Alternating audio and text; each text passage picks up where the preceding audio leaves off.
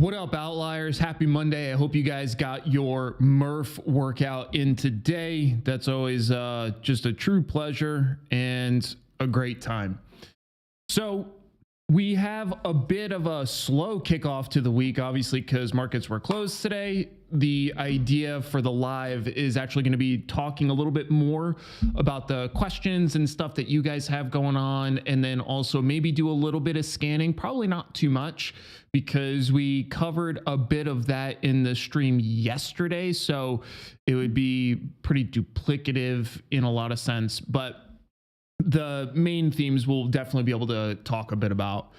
We have to say hello to everybody that's coming to hang out. We see Tommy, Samoda, Tom, Heiko, and Sam.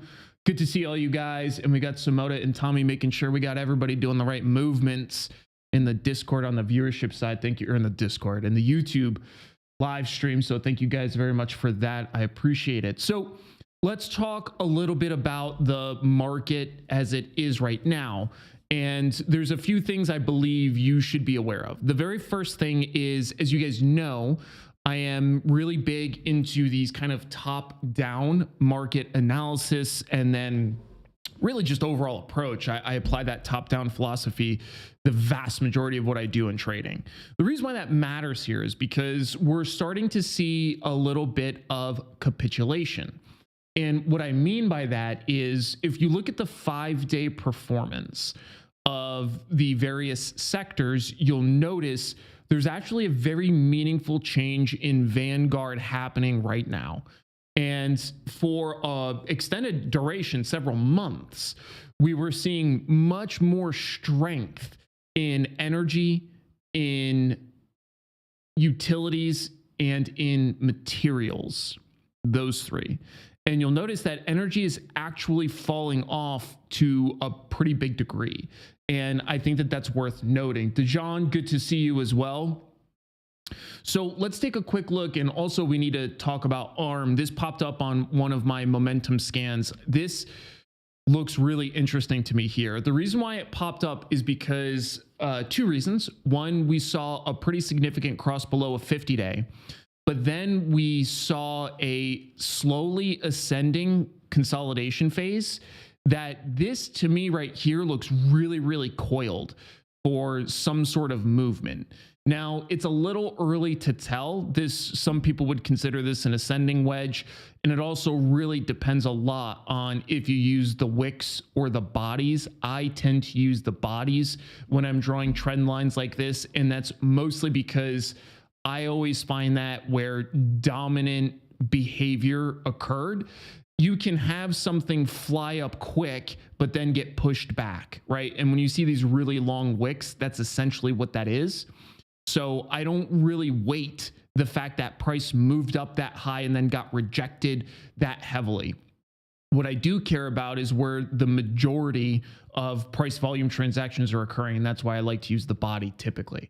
So anyways, the reason why I say that is because depending on how you draw that, right, that meaningfully would, I'll just show you, that would meaningfully change the pitch on how this looks, right? So if you use the tops of the candles, your wedge actually would look much more like that, right? Where we're kind of really getting congested in there.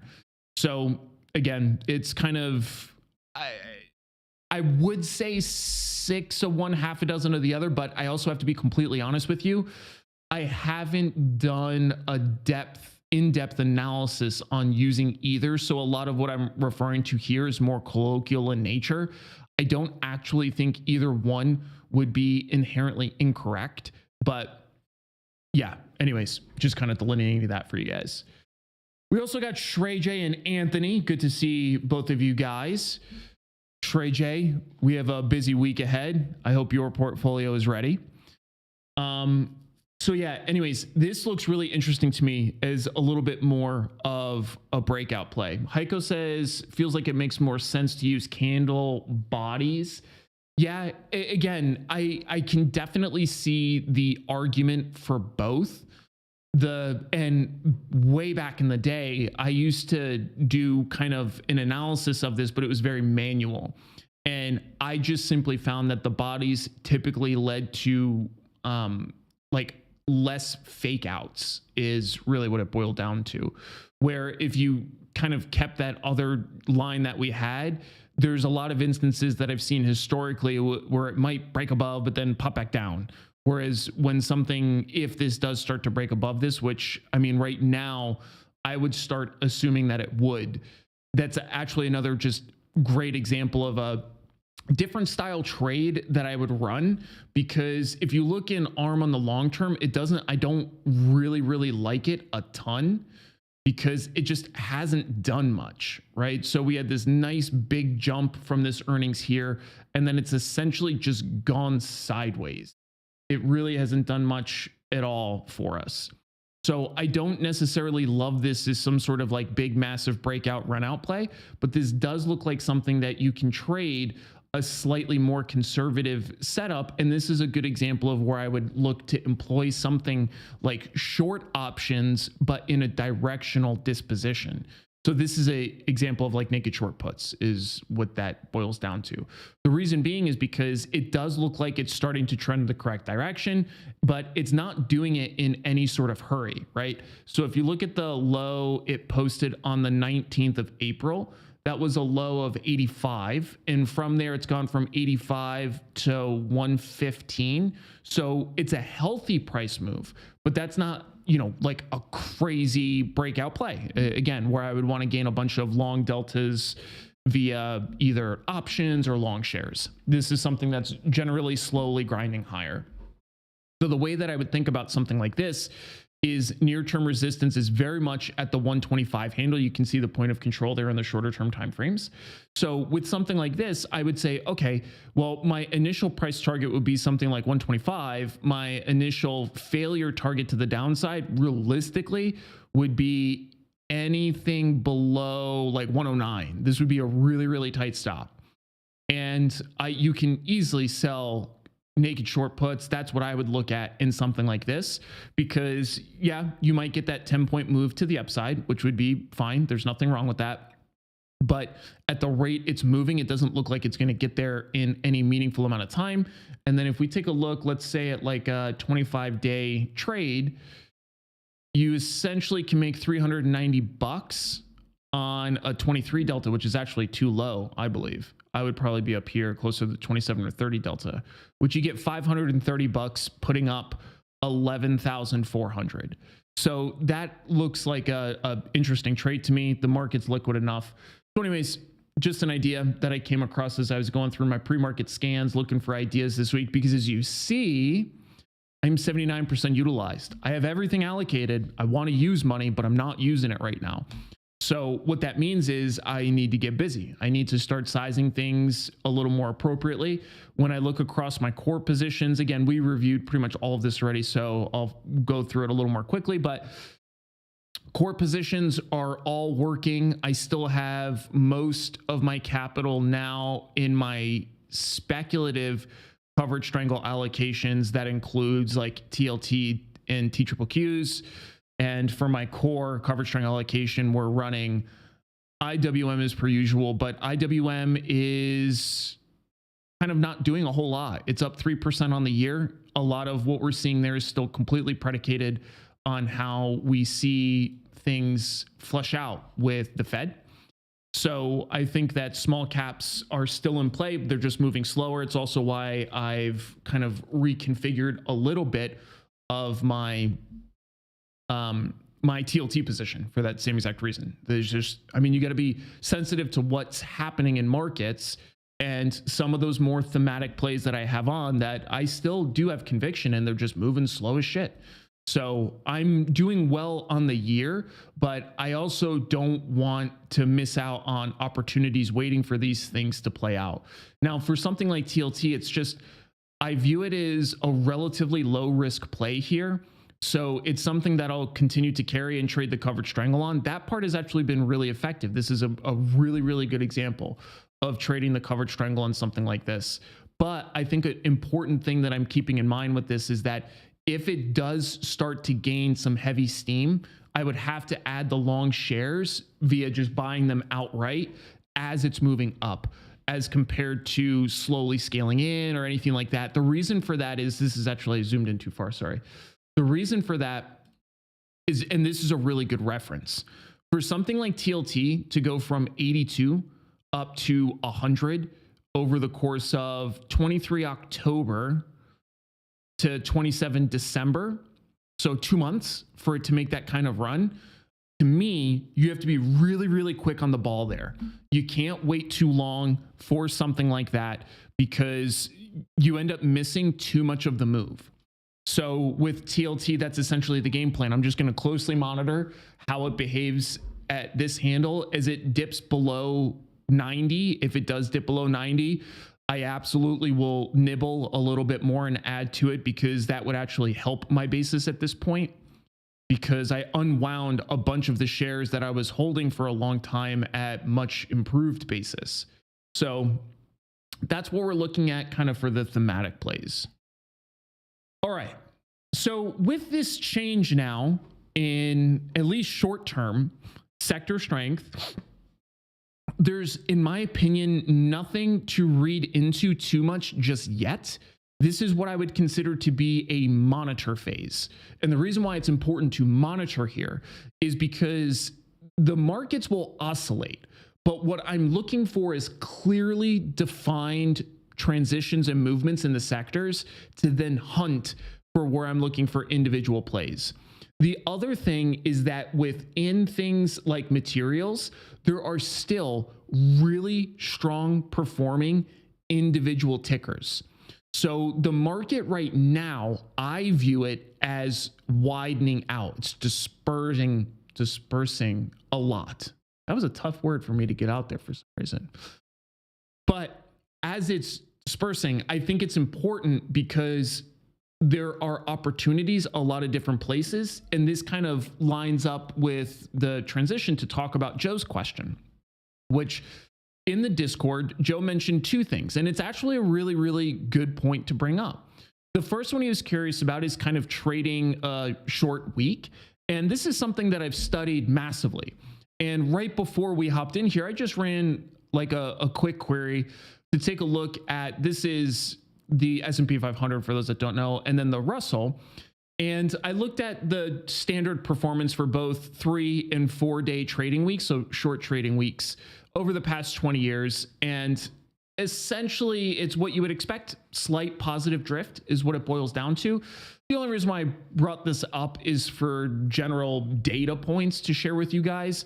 But when I think about the structure of trading a 4-day week, at least for me personally, it doesn't really change much of anything. Like it's standard programming. Now, for somebody like Joe, who I know is more trying to create a certain amount of income each week, that becomes way more difficult, and it actually highlights a problem with that methodology. So if you're the kind of trader that, say, you're trading for income and you're trying to make a certain number of dollars every single week, that this kind of stuff will mess you up, because you have a shorter duration to sell your premium for. So then you either need to sell more of it in order to make that same dollar amount, or you have to accept that you're going to have a slightly slower week. And for me, that's one of the biggest issues I see with traders that try to trade what I call spoon to mouth, meaning you're not really thinking about the longer roadmap, and we're only concerned about what we can do for ourselves this 1 week.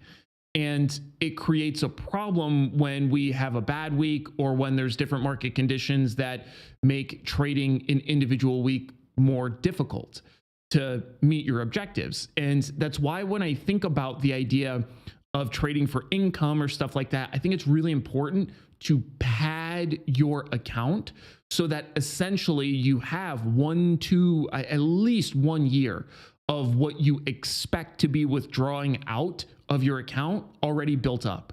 So you're waiting a little bit, you're delaying that choice to start living off the account. And the way I would look at it as, let's say you're withdrawing your income that you want for this week or this month, whatever your withdrawal schedule is.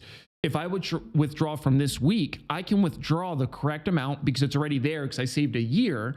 And then my goal as a trader is to make the amount that I want to plus back up. So obviously we probably want to think through what makes sense for the individual trader, but for somebody specifically like Dro, that's a tricky prospect that you have to navigate and bake into your plan. The other thing he highlighted here is something that I've been seeing thrown all over the place, and it's always comical to me to see traders kind of lament stuff like this, because it's kind of like, I feel if people get used to trading only a specific approach, then they lose some of the ability to trade other things. So if you're a part of the newsletter, if you're a subscriber there, I'm saving this so that I can grab a couple things from the newsletter, because I actually talked about this exact circumstance a little bit in the newsletter this past week. And it's because I think it's topical, because I see a lot of people talking about this current environment that we're in and the struggles that they're having with it. So here is a view, and this is showing you the VIX closing prices in $5 bands from 1990 to 24 May 2024. So what you can see here is a few things, but the primary thing that your eye's probably drawn to, as it should be, is this essential grouping that you see here. Now, if you were to figure out what the average closing prices are on a volume weighted adjustment, this would look different. This is just a gross count. So this is showing you those increments, and you can see the vast majority of them are falling between 10 and 20, right? So that gets you essentially 60% of your data falls between 10 and 20. So now the question is, well, with VIX a little bit lower, how does that impact what we're doing? Well, a couple things. First thing we have to add is this, and this takes, let me slide it over here so it's not the way. So this takes a look at the count of closing VIX prices that are below 16, so essentially 15 and below, in $1 increments. So right now, if we take a look at the VIX,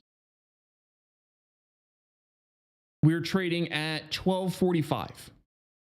So if you look at the time frame that VIX closes between 12 and 13, it's about 9% of all periods, right? So you can see that this here doesn't add up to 100. It's maintaining the subset of the total data sample here. So what I'm highlighting for you is that there's a 9% chance, essentially, that VIX hangs around this 12 to 13 handle.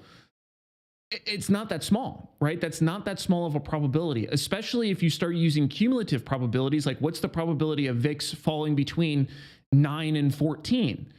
And again, it's not that small of a probability. So the point I'm trying to make to you is that, like, even though VIX seems low right now, and it is low, objectively speaking, it's the market spends a meaningful amount of its time with VIX trading below 16. So what I'm trying to impress upon you is that if your trading style is predicated on this high premium market, quote unquote, and you don't have a game plan for when things are low, that's a problem, because you're going to see the market falling in this range of really healthy amount of time, right? Over 30%, you'll see it definitely below 15. So what does that mean here? Well, when I think about trading lower premium markets, it means we have to change a little bit what we do compared to what we might prefer to do.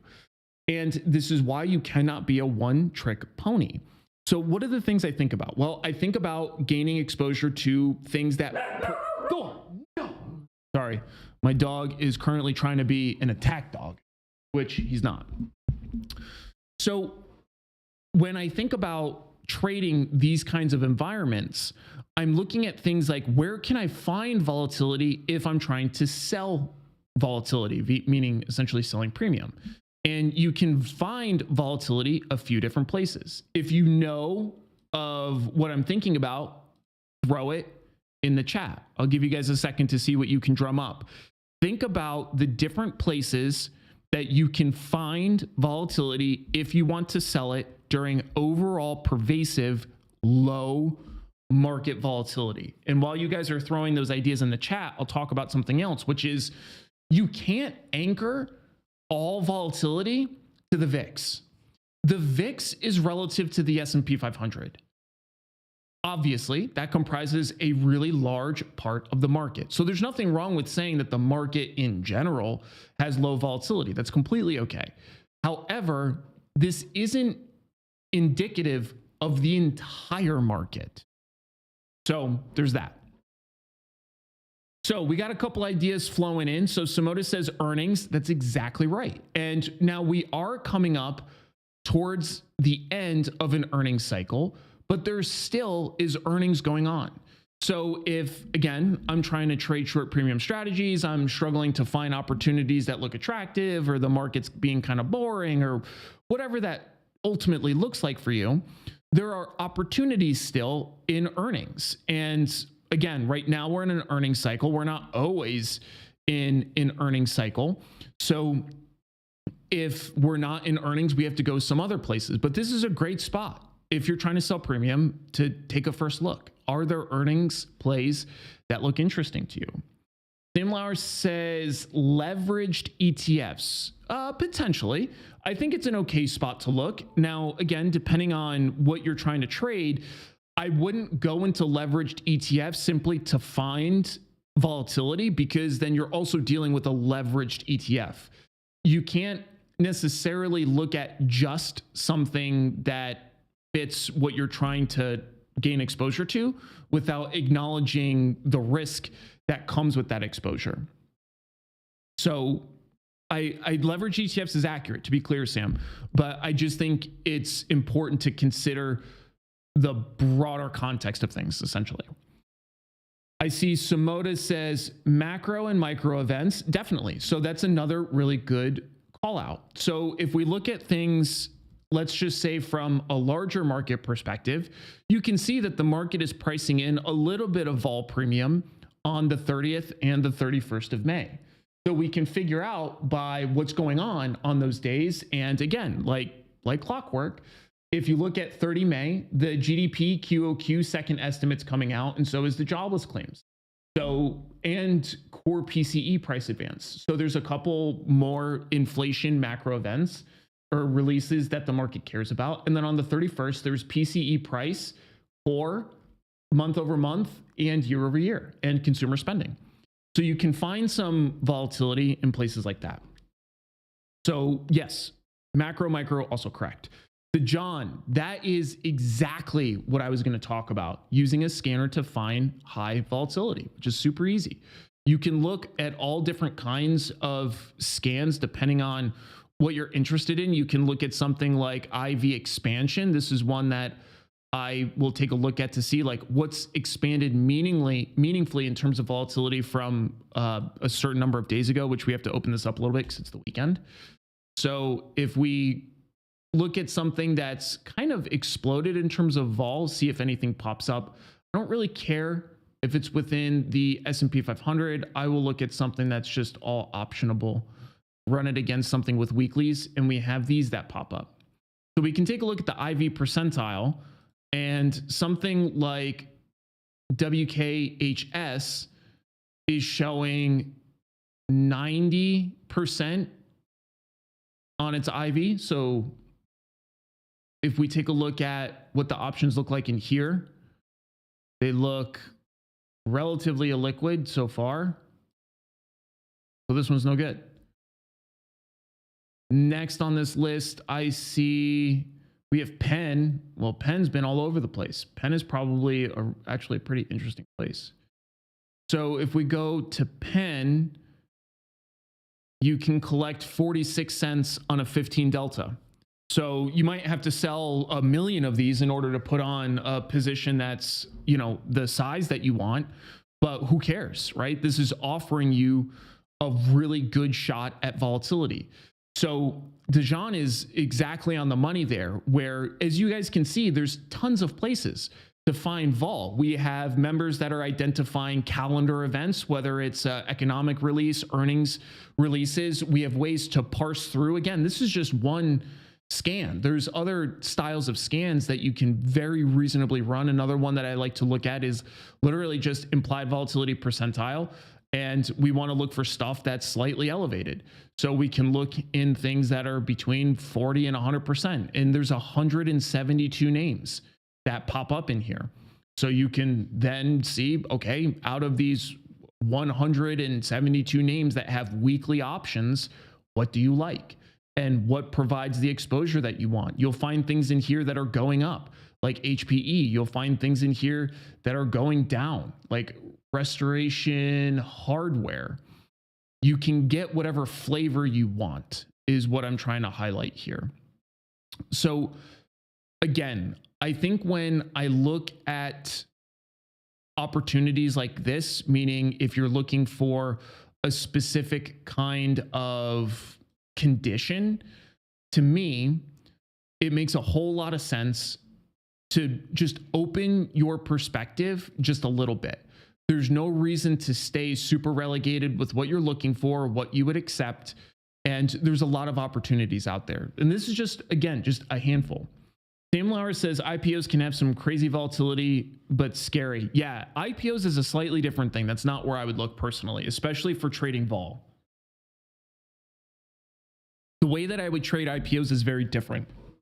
Again, very tradable, but I would trade them very different. I think if you're looking at stuff like IPOs, you have to have a slightly different game plan where you're focusing a little bit more on predictive price direction, at least for the first few days, until it starts to come in line with where you're trying to catch it at. Because otherwise, stuff like IPOs can get out of hand really fast. And if you're trading things like naked short puts on something that just IPO'd, one, it might not even have options yet. Two, they're going to be really illiquid. So it puts you in a bad spot. So not exactly where I would go. Tommy says, scan for news corp events, mergers, acquisitions. Those are another opportunity. Those are a little easier to trade directionally, but depending on the nature of it, you definitely can trade options on at least one part of it. I think with mergers and acquisitions, again, those become slightly binary event-esque, as a lot of this stuff is. So you just have to be aware of that as you're deciding, again, where you want to place your capital. Rig has popped up a million times, and Rig is very, very tradable. So Rig has 14 cents on a $5.50 put 25 days out. I mean, again, you have to put on 32 million of these to put on a position that you care about, but that's still just really, really good premium for how much money you're putting up for that amount of time. So I think you get the point, and that's hopefully helpful to see different ways to trade the low premium market. Now, this is all in the context of trading a low premium market by selling volatility. Guess what? There are entire other methods you can trade low premium markets. Now, again, specifically for Joe, I know this is slightly less applicable because Joe is looking to trade a little differently, meaning he's looking to do things like just collect credits. But if you, again, are willing to open your purview a little bit, you can trade directionally in markets like this. And this is one of the reasons why I think it's so important to have a diverse skill set. And if you think about the ability to produce consistent returns over time, it comes down to this, again, concept that I talk to you guys about all the time, which is having an idea, looking at what the market is doing and assessing what the market is currently doing. Then, based on what the market is showing you, fitting strategies to the current environment. It's not a really solid practice long-term to approach markets by simply saying, I do X, I sell premium only. You could do that, and people can make a lot of money. Some people are really successful doing that. To me, that's playing the game on hard mode, because sometimes it makes sense to sell premium. Sometimes it makes sense to buy premium. By boxing yourself into one specific approach, you make it really, really difficult to have a diverse toolkit that allows you to trade all different kinds of market conditions. And that's one of the things I think people really forget about is we get so used to our fastball that we don't have a diverse enough skill set to trade things like when the market starts collapsing. So if you look in 2022, that's a great reference year. If I look at the market return in 2022, it was down 19.4%. In 2022, I was up. I landed up 21.2%. So again, 21.2%, that's not like a crazy impressive year, right? That's a very inside year. However, when the market is down 19% and I'm up 20%, that offers a massive growth potential for the portfolio. And as soon as I start seeing broad market breadth turning negative like that, which kind of cool if you're not aware of, but you'll generally see the net highs lows flatten out before you get these big massive declines. And that's one of the coolest parts about using breadth indicators is if you'll notice net highs lows still trending up, we see this big peak here and then it contracts to about nothing, then it turns negative here, then it goes more negative, more negative, more negative as price is still slowly accumulating. Then it starts to really catch up and ramp up to the downside. So in my opinion, you can use breadth to help time your transition from these long short style strategies along with moving averages. It doesn't have to be super complex. Jean says, I like the ratio diagonal spread in this environment. Do you mean in this current environment or do you mean the environment with the declines? Because for me, I think it's applicable in both. I think right now ratio call diagonals are still very much in vogue. I also have some ratio put diagonals I'm looking to put on because I want to have some offsetting deltas at this point. Then for these kinds of down markets, ratio put diagonals fucking print. The only downside is you have to be prepared to grossly overpay for the long put aspect of your trade because it's as markets are going down, puts are already relatively more expensive in general than calls. Then markets start going down, volatility is going up, your puts become even more expensive. So when I'm trading down markets like this, unless it's something that I'm really aggressive in terms of direction, I tend to go even deeper in the money to try to minimize how much of that I'm paying because it does become really, really expensive. But anyways, that's just like a really, really simple concept to keep in mind. Sam says, so are we in the flat before the drop now? It's a great question, and I think it's too early to tell.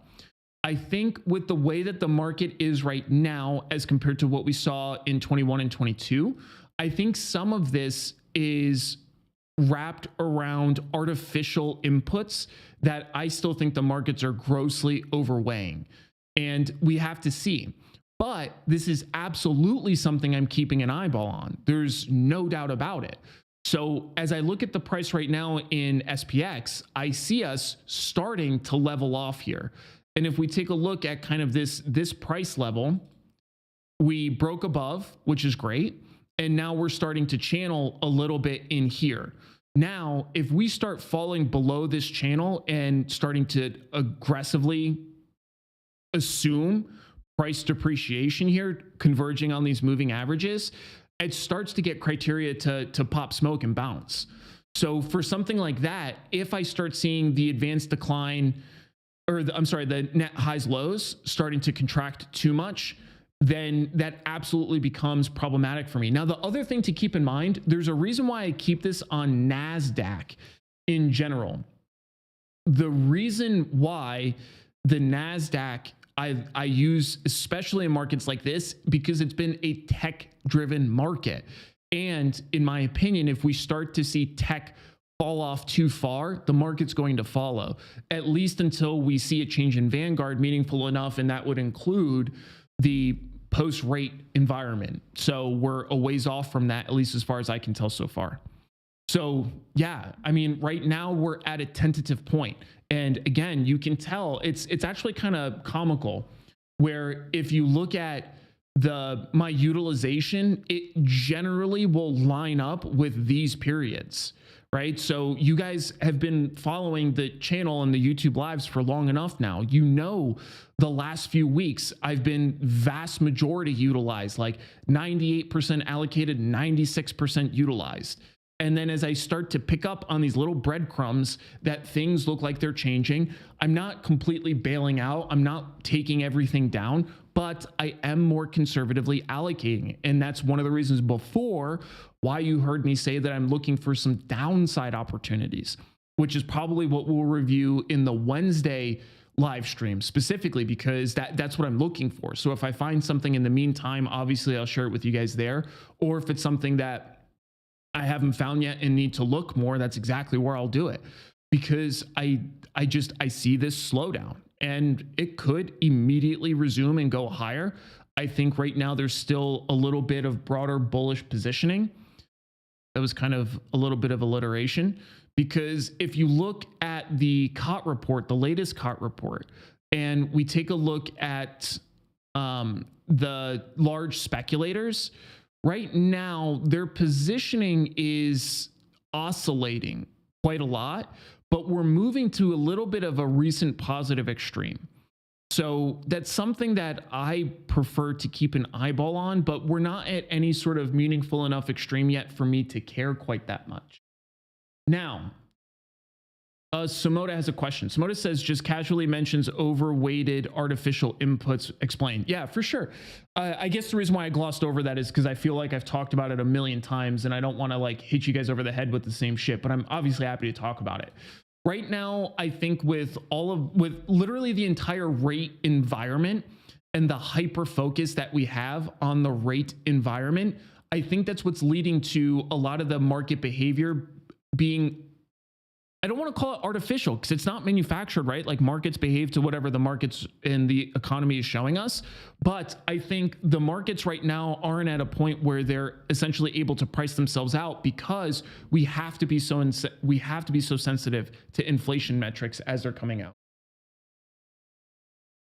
And then also, in addition to that, inflation policy. So when I think about the overweighted artificial input comment, that's mostly what I'm referring to. The fact that this coming week, when we see consumer spending, core PCE, year over year, month over month, GDP estimates, all of those are going to be interpreted as inflation metrics that then get interpolated into where we think the market is going to go based on that inflation input. But they're all inflation proxies at this point, because you only get inflation data so frequently. And I think the market right now is scrounging to try to see what the Fed is going to do and when it's going to turn. Because again, I've mentioned this before, whenever the Fed does choose to start to pivot, it's not going to be a great look if you're stuck on the sidelines, because there's really a pretty significant probability that the market will move pretty damn fast when the market starts to think that we're going to see the cut. But if you'll notice, the cut keeps moving out. So it used to be July, then it was September was the overwhelming probability of a cut, and now it's changed to no change. Then if you go to 7 November, it's now just slightly edge probability of an ease. And it's not until December now that you see a higher probability of an ease. And if you'll recall, late last year, early this year, this is completely inverted. I've actually been keeping screenshots of these because you obviously drop off after a month of reflection, meaning as far back as it'll go. And it's insane, like how big of a change there's been. So these inputs are massive to the market, and the market is going to be, in my opinion, less eager to move until they know that this artificial rate environment is going to change. Because right now, we're still at a point where the Fed is walking a tightrope between over tightening and really breaking things more than we already have, versus trying to get us out of this slightly unscathed. And with this rate environment as it is, it's not like we're out of the woods. People are still struggling, specifically small businesses. And one of the big issues that we have right now is, as more small businesses fail, the larger corporations continue to scale and scoop up that residual market share. And then we kind of move into this dystopian potential where it's really difficult for small businesses to even get a footing anymore. So that's stuff that's way further down the line, though. That's hot, long time from now, a hot minute away. but it's stuff that's definitely in the back of my mind from an investing and trading perspective. So Sumoda, let me know if that answers your question, because in general, that's what I'm thinking about. Tommy says, what if inflation increase and no cut this year? Those are two different things. So if you're going to combine them, if inflation increases, I would again bet dollars to donuts that the market is going to just crater. If we look at something like just no cut this year, I don't actually think it would be quite that catastrophic. So I think the market wouldn't like it. The market definitely, in my opinion, would prefer a cut at this point. And we've kind of been bouncing back and forth between pricing it in or out. But here, Samoda's asking about the COT report. A couple things. There's a dude that I want to keep you away from, which is I don't remember here, but this is what I think you should watch. So this is a video that I did with bar chart there's essentially like a little bit of a, let me see, because there's a second one to this that I want to make sure I can find for you that I actually did with Carly. That was a good one. This one. Okay. So that one I sent you is kind of the crash course. It's the first one. And then this other one I'm sending you is the second one that I did. This is all on the bar chart channel. So it's obviously slightly different, but I think the data in there will be useful to you. So yeah, that's that.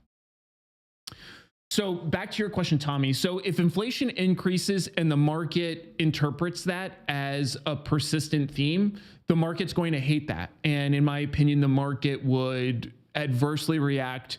Small caps would get punished, bonds would get punished, money would rotate back into large cap tech. And that would be the primary theme I would expect, and I personally would trade. If it's just no cut this year, then I think it's kind of just status quo. I think we continue rolling on until we start to see really bad economic prints. Then again, you'll see small caps fall, but it's not on receipt of bad news. It would be on them starting to break.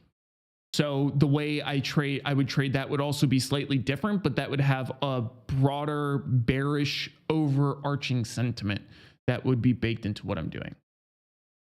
Paul says, do you think China dumping treasuries will impact interest rates? It can, depending on at the rate of the unwind, but I don't think, at least as of right now, it would be a dominant feature in what we see. But it could. It definitely could. Cool. This was the other thing I wanted to show you guys. So this is also from... And again, this is the stuff that I look at every week. I don't always go over it with you guys because there's, I mean, typically an agenda where we're trying to talk about a bunch of shit. But this is a pretty cool tool from the CFTC that you can look at positioning and net changes for different classifications for different time periods. So this is looking at old data, right? So this is from 2010, 2011. I'm just giving you some of the tools that they have. They don't put this out anymore, but you can aggregate this yourself. So I show this to you more as a template if this is something that you guys wanted to get from the CFTC and then subsequently draft your own so that you can see. Otherwise, you can use tools like bar chart has. The one from bar chart is good.